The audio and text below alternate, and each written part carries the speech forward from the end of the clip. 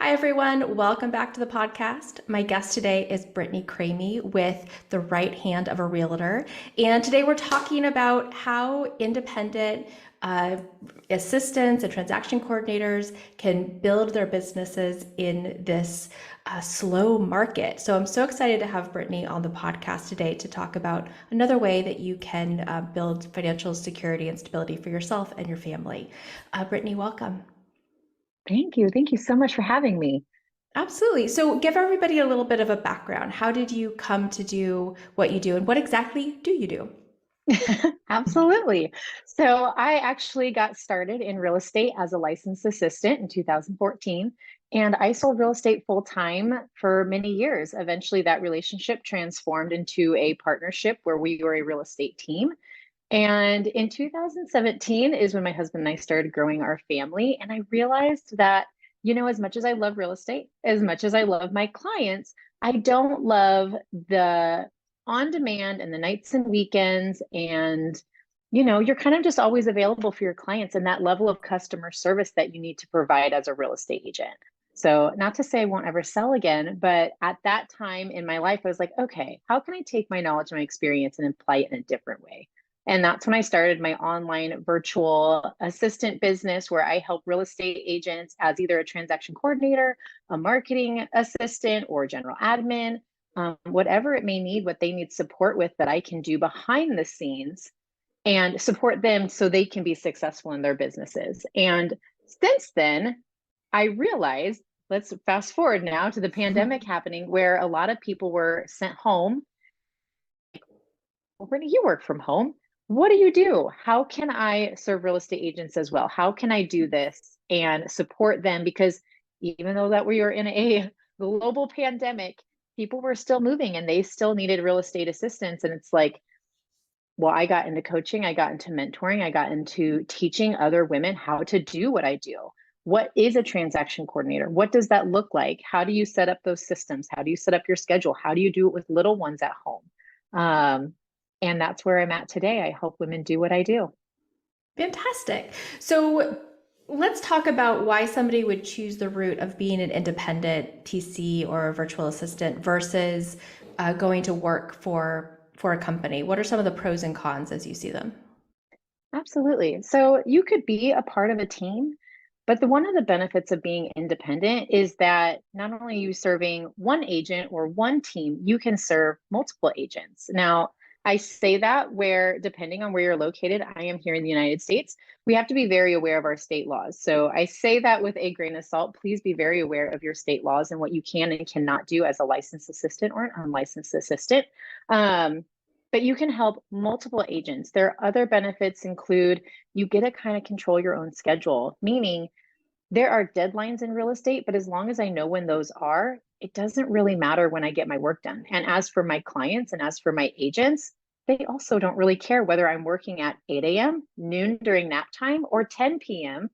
As long as I'm hitting those deadlines and they are getting the support that they need, everybody wins. So one of the benefits of being independent is I can navigate my schedule around taking my kids to school in the morning, working during nap time, and then picking them up from school.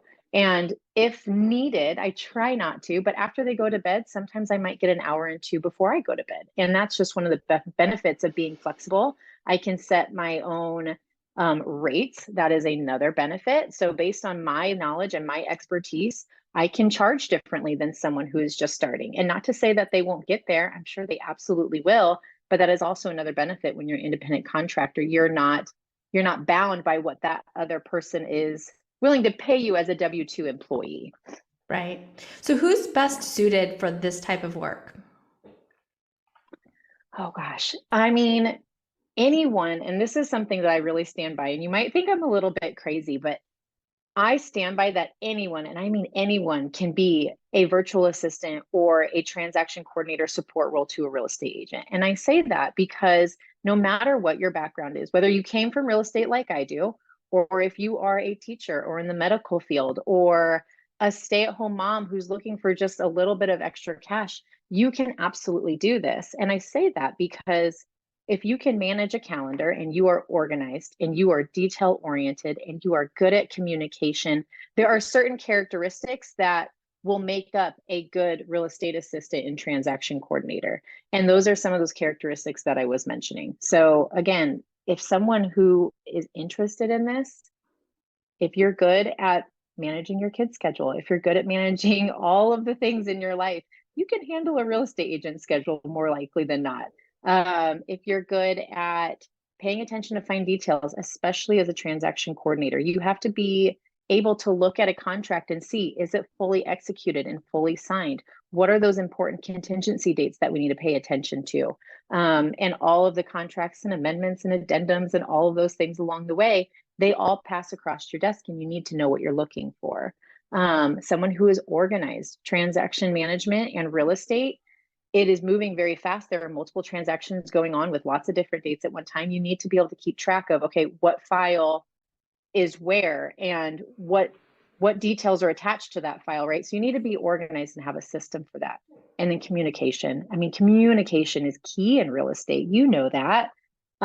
So just being very diligent and almost over communicating, that's where I feel like a lot of real estate agents struggle, is because they do have so much on their plate. It's not that they mean not to share a piece of information, but moment it either gets slipped through the cracks or someone's driving or they're at another showing and then it kind of gets forgotten. So by having that person on your side who handles all of that communication with you or for you, and make sure that you're CC'd on it, or at least can tell you, hey, I talked to this person, real estate agent at ease. So in a long-winded answer, anyone can do this as long as you pay attention to what your strengths are.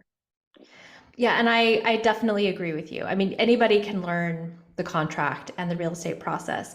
What is difficult to learn if you don't already have it is the organizational skills, the attention to detail, like you said, communication skills. And I would also add technology skills. A lot of the real estate agents, at least that I work with, don't have the tech isn't their favorite thing to do. They want to go out and sell. And so they really need somebody who can figure out all of the programs that they have to deal with, but none of them are that difficult. Like if you've worked really in any other industry with CRMs and software, you can pick up the real estate industry stuff, wouldn't you say? Absolutely. And it's maybe not even that they couldn't figure out, it's they don't have time to sit down and learn it. I've had real estate agents hire women before just to implement a system or a software that they would like to have in their business. And then they're like, hey, I need you to set this up. And then I need you to give me a crash course on it, because they feel as though they can take it from there. But it's like the initial learning it and kind of figuring it out and working out the kinks and adapting it to their specific business. Some agents just don't have the time to do that. So absolutely, the technology piece is there. I would also say one more thing. If it's not on the transaction side or the admin side, agents really love to be social butterflies. They love to network. They love people. It's probably one of the reasons they got into real estate. But some of them are also not very creative, which is where a marketing assistant can be essential and very helpful to think outside the box and be that creative side of their mind, versus so like when transaction, it's like one thing after the next, step by step, making sure we're checking boxes. Sometimes we're very analytical, we're very systemized as agents, and that creative side of our brain is like, hello, do you see me over here? Yeah. So Right. that's Or where, they have and lots and lots of ideas, but they just can't implement all of them. They need help to actually put that into action. And I would say yeah, I absolutely agree with you. And I would say no matter what level of marketing skill you have, there's probably an agent out there who could utilize you. Whether you're more of a coordinator level and you're great on Canva, or you're more of a director level and you understand strategy and sales funnels and that. I mean, you're needed on all levels, and especially if you're able to work on a contractor basis, especially on that higher level side, because let's face it, most real estate teams can't afford a $150,000 a year marketing specialist, but a marketing specialist could have 5 or 6 clients and make more than that, as an absolutely. independent. So how does somebody get started if they're coming from another industry and they want to break into real estate? How do they get their feet wet? If they're coming from a different industry and they have no real estate experience whatsoever, I would recommend that they look into some kind of an educational program, whether that is coaching, whether that is a course, whether that is shadowing if they know someone who is a real estate agent. the first step they need to do is just kind of learn to understand what real estate is about, what's happening behind the scenes, and what real estate agents need in regards to support. Because essentially, as a general admin or a VA or a TC, we're problem solvers. We're there just to support the agent. So if that's something you'd like to do, at first you need to learn where those gaps need to be filled. Where do they need that support? So getting started, find a way to understand, maybe outside of Google, because that can be very confusing. If you just Google, you're going to get a lot of answers. So whether it's someone you follow on social media, whether it's someone who's local in your community, and you get to kind of know, like, and trust them and their message, reach out to them, see if they're willing to mentor you, see if they're willing to tell you more about their coaching program or their courses. That's probably the best way to get your feet wet. And then just going out and talking to agents, doing kind of your market research. If you don't know any real estate agents, there's lots of free real estate agent like Facebook groups where you can network and just ask questions. Where do you struggle? If I was brand new, what would you need from me? Like doing that market research and that due diligence, that would be the best place to get started. Perfect. Okay, so you've learned the ropes, or you're already working for a real estate team, and now you want to go independent. How do you Yeah. structure your pricing and your offerings?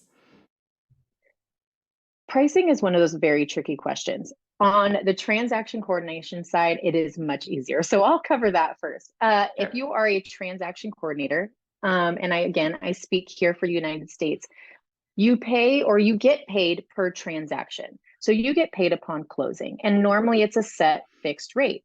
I charge anywhere from 350 to about 450, I would say, is the average cost of a transaction coordinator here in the United States per transaction. So $350 to $450 is your average fixed price, and you get paid upon closing. That is how most TCs set up their business.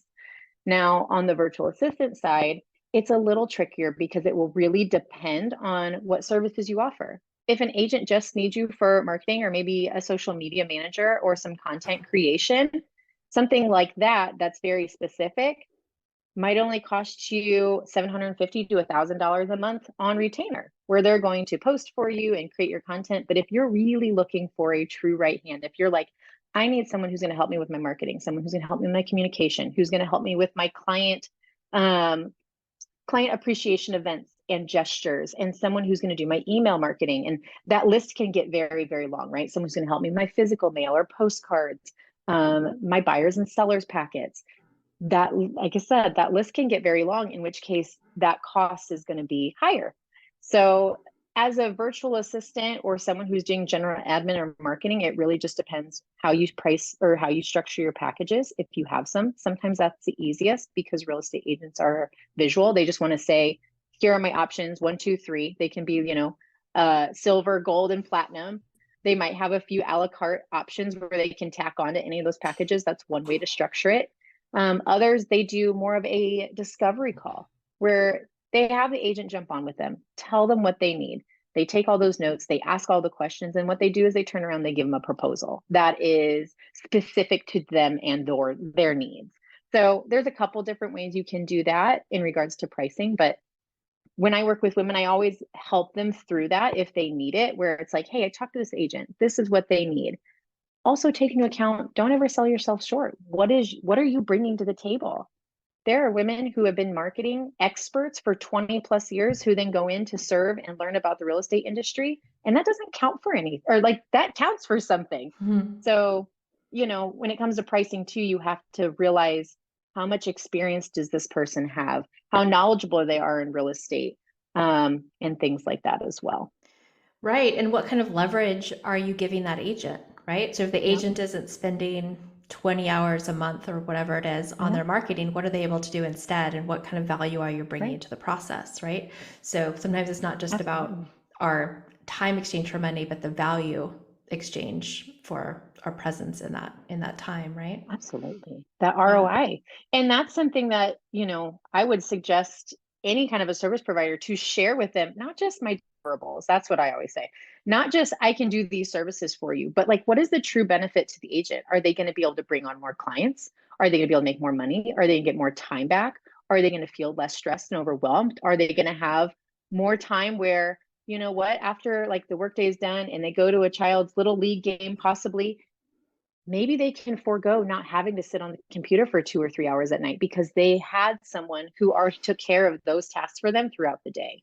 So Right. it could be just that peace of mind that, hey, it's getting done and I'm not the one who has to do it. There's something to be said for that too. Absolutely. Isn't that the truth?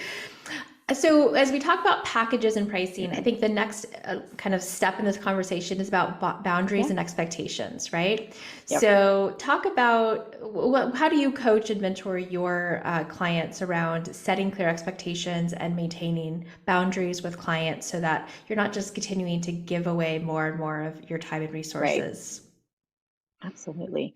We call it scope creep. Sometimes agents can be very known for that because they know it doesn't take a lot of time, some of the tasks. So it's like, hey, can you do this real quick? Can you just do this real quick? And sometimes it's hard to say no. We want to serve our clients at the highest level. But if you have 5 or 6 clients who are constantly doing that to you, it's very hard to get your typical work done. It's hard to keep those boundaries. So what I typically say is first, look at like your day to day, your weekly schedule. What are those repetitive things? What are those non negotiables? So for me, once my kids are home from school, I basically make it a hard boundary that I'm not going to be on my computer or doing tasks until after they go to bed.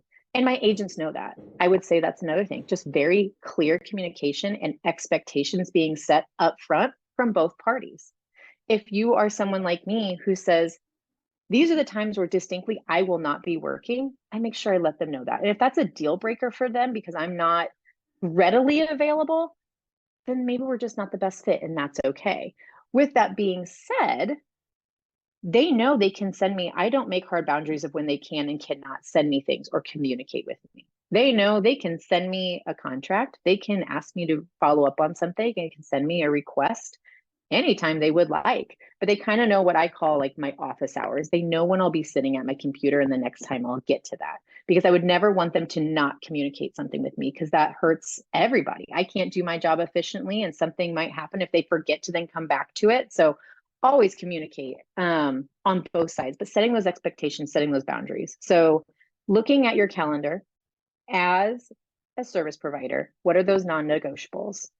And then from there, setting in the pockets of time of when you can work, but not filling those pockets of time to the max, because there's always going to be what I call overflow. So if I work distinctly in the morning and I work distinctly kind of midday during nap time, and then I work a little bit after that, I make sure that I have a buffer somewhere else in my day where it's like, this is overflow. I might not always work during that overflow time, but I have an hour, maybe 2 hours where I can sit back down. That's normally my evenings, my late at night, right? If I can sit down and enjoy and relax, cool. But I do have that buffer built into my day where it's like, if these are something that need to get done before the next day or a certain deadline, I've created that time and that space to do so. Mhm. So that is kind of how I teach and show my boundaries, is like looking at your calendar, being true to yourself, or being true to yourself first. What are those boundaries? What does my ideal time in life look like? And Mhm. then fitting work, because you can be as efficient as possible. You can create those systems to fit into that lifestyle versus always being readily on call and always being available. Right. Yeah, thank you for talking through that. And what about on the weekends? Do you make yourself available on weekends? It kind of depends. I would say yes, but I don't have a ton of clients that I do done for you work anymore. My coaching students, they know I'm always available. They also know, again, just setting those clear expectations that on weekends, you might not get as prompt of a response. For instance, I had someone ask me a question on Sunday morning. That was yesterday. Nope, 2 days ago. They didn't have school. And we are helping my brother-in-law move. And so I didn't actually start responding or get back to them until later in the afternoon and evening. And they know that they can respond to me or they can ask me questions. But I will do my best to get to them when I can on weekends. So I don't ever say no, especially during the spring market for my done for you clients, but in my coaching clients. But I do try and, they know that that's not always my first priority on the weekends. Right. Right. So speaking of the market, so obviously sales are down, Yeah, people are slower, which, years ago, 2008, I transitioned from doing full-time placements to having a team of flexible contract assistants because people didn't need yeah. full-time help. So I'm curious what you're Right. seeing right now. Are you seeing an increase in interest right now, or are things sort of on the slow side in your business as well? In regards to virtual support, is Yeah. that what you're Yeah. curious about? I would say the education is the biggest piece. I see an increase happening the more agents who realize it's an option. If I'm being totally honest, I still have conversations with real estate agents who had or have no idea that a virtual assistant or a transaction coordinator who can help them with just the things that they need and nothing that they don't is an option.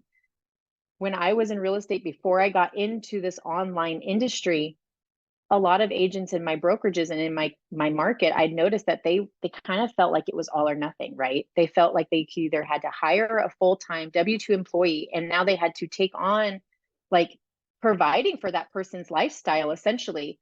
And it was scary for them because like what happens if I get slow? What if I don't have as good of a year this year as I did last year? And then they also, not that they get resentful, that's not the word I'm looking for, but also like in those slower times when they don't need them as much, they're still paying them anyways, right? They're like, well, I don't have much for you to do, but you can sit here at your computer and, you know, create some more social media posts or whatever it may be. And that's one of those beautiful things that when I talk with agents and I educate them as to what their options are, I see an increase in interest because they realize, like, oh, I can even do a short-term contract just during the spring market when I need the most help. Maybe it's a 3 month or 6 month contract instead of a full year month-to-month retainer. So Mhm. they realize they can really customize the assistance that they're getting. It can be month to month on certain things. It could be $500 or $1,000, and that's it. Or it could be, I need a lot of help, but just for these 4 to 6 months. So that's the biggest thing. I see an increase in interest the more that agents are educated in what their options are and what that Mhm. structure looks like. Right. So I'm Yeah, curious how do I say this? So obviously you can hire a virtual assistant in the yeah, US or you can hire somebody overseas, and overseas absolutely. rates are much lower. So how do you Yep. compete, or like how do you compare and contrast your value as a US based, or how do you teach the people that you work with Yeah. how to communicate their value as a US based VA versus going overseas? So something that I have my women take into consideration, my coaching students, is when they're talking to an agent or when they are on a discovery call and kind of seeing what their needs, I always have them ask, how important is it to you that someone is local? Or how important is it that someone's in your community and knows your area? Because if that person is going to be helping you with your state lingo and your state restrictions in regards to a contract, or if they are going to be helping you with your marketing for that area and local businesses, there is just something to be said for someone who is local and knows your area. Now, for some agents, it's not important to them, or they it's not what they're looking for. They would rather just have anyone who can do it and maybe charge a little bit of a lesser fee, and that's okay.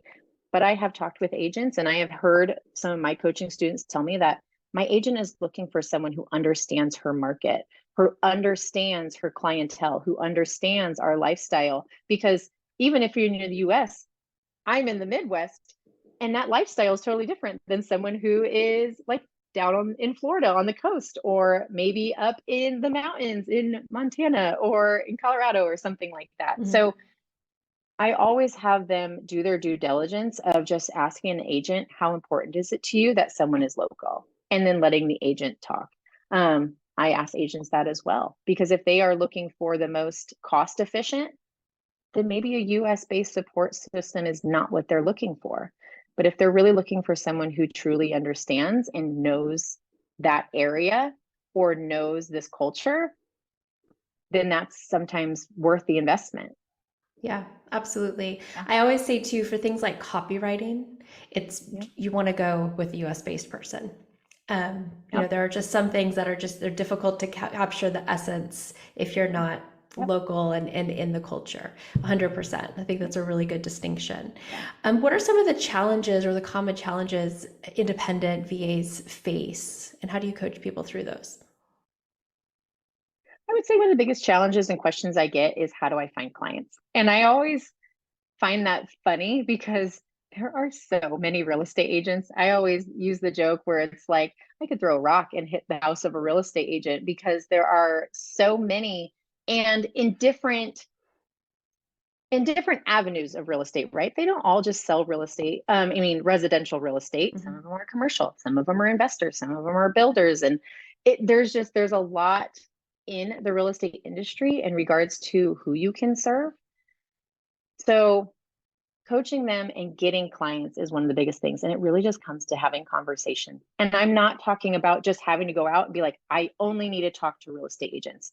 No, there are so many people who could connect you. Like, talk to people in your community that are associated with real estate agents. Maybe you could make a discovery call or a coffee chat or a happy hour, whatever you want to do with mortgage lenders as well, or a home inspector, or someone who does home insurance, or a stager, so interior designer.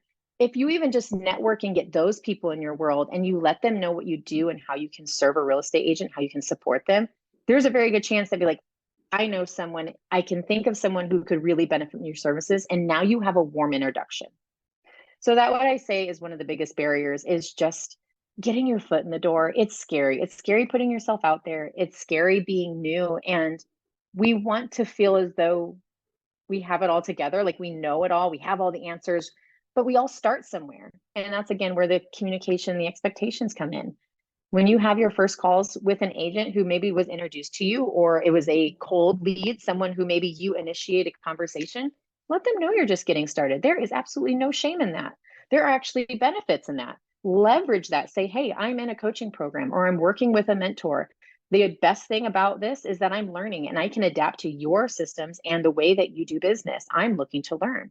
I also don't have any other clients right now, so I can devote all of my attention to you. Like, there are definitely advantages of getting started and just leveraging that kind of, verbiage, if you will, when you're getting started as a new virtual assistant, transaction coordinator, learning this industry and getting started.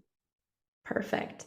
Well, let's talk a little bit about the Key Club and how you help Oh, yeah. people get started. Absolutely. So Key Club is a coaching membership that I have, and it was something that I created at the end of last year to consolidate everything else that I had going on in my business. So, because I realized that there were all these needs, like some women and men, but I work mostly with women. Some women only wanted to learn the virtual assistant, the general admin, the marketing side of business because they're like, ooh, contracts are scary. Transaction management does not sound like my game, but I would love to support agents in another way. Others are like, I want to learn the transaction side. And I really like being like in the contract and paying attention to that fine detail and being that repetitiveness of creating those systems, right? So there's just two totally different people. So I had a course for that. I had a course for this. And they're like, I need clients. So I was like, cool. I created this like client fast track challenge course too that tells them how to network effectively online. And so essentially what I did with Key Club is I just put it all into one location. I put it all into one program.